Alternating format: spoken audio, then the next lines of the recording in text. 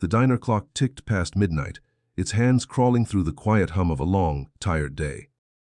The rain outside whispered against the glass, painting streaks down the window where neon lights from the "Open 24 hours" sign flickered.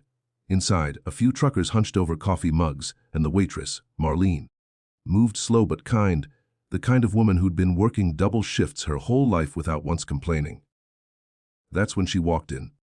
A small, pale woman with a wrinkled thrift store coat pulled tight around her. Her hair was damp from the rain, her shoes squeaked with each hesitant step. She clutched her purse like it held the last bit of her life inside it. The bell above the door jingled, but no one really looked up. Except one man in the back corner. He was hard to miss. A big guy, easily 6'4", built like a wall. Leather jacket, tattoos curling up his neck, a long scar slicing across his eyebrow. His motorcycle helmet sat beside his half-finished burger and fries. A silver ring glinted on his finger as he wiped his mouth and watched the woman shuffle toward an empty booth. Marlene greeted her the way only diner waitresses know how, gentle motherly, pretending not to notice the exhaustion behind someone's smile. "What'll it be, hon?" she asked. The woman glanced at the menu, biting her lip. Her voice came out soft, trembling. Just a coffee, please. And if it's okay, could you maybe leave the sugar packets? My daughter likes them." There was something about the way she said daughter. Tender, fragile, as if the word itself might break. Marlene gave a slow nod and poured her a steaming cup, setting it down with quiet compassion. "You got it, sweetheart." From the corner, the biker leaned back, his heavy boots resting on the floor. He took a slow sip of his soda, eyes never leaving the woman. There was something about her, maybe the way her hands trembled, maybe the way she stirred her coffee without drinking it. Minutes passed. The woman just sat there, wrapping her hands around the mug for warmth, staring out the window like she was trying to remember how life used to feel before it got this hard. When Marlene returned with a check, the woman smiled weakly and asked, almost whispering, "Can I, take the leftovers from that table?"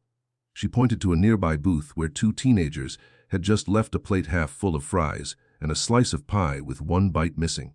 The diner went still. Even the rain outside seemed to pause. Marlene hesitated, heart aching but unsure. "Oh, sweetheart, I'm not supposed to." "It's for my daughter." The woman interrupted, her eyes glassy with tears she was too proud to shed. "She's waiting outside in the car. She hasn't eaten since yesterday." The silence stretched heavy in the air. A trucker at the counter shifted awkwardly.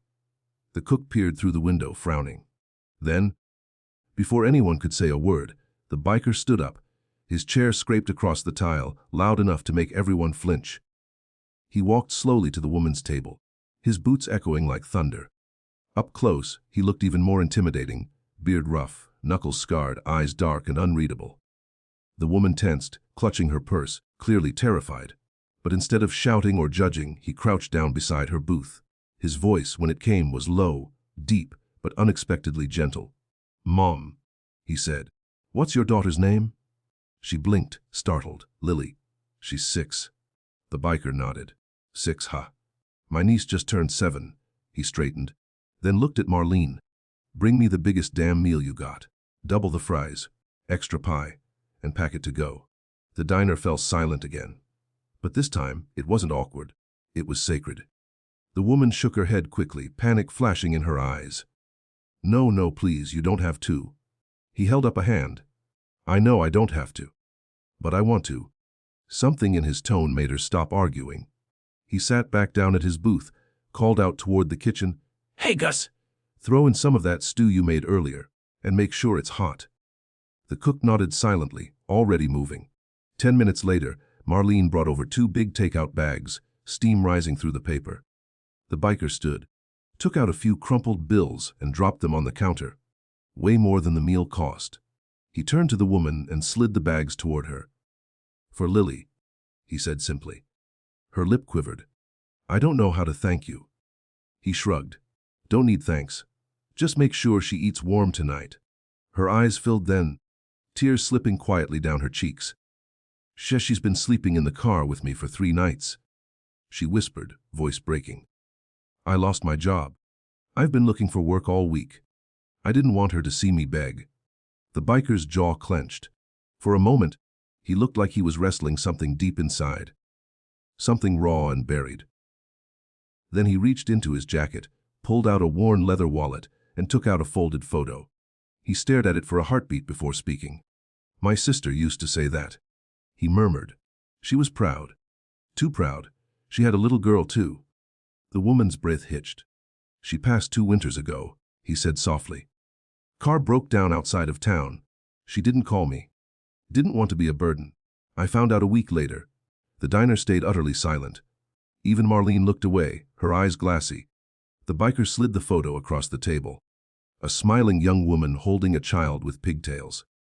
"You remind me of her." The woman pressed a hand to her mouth. "Take care of your little girl," he said. "Don't ever let pride keep you from asking for help.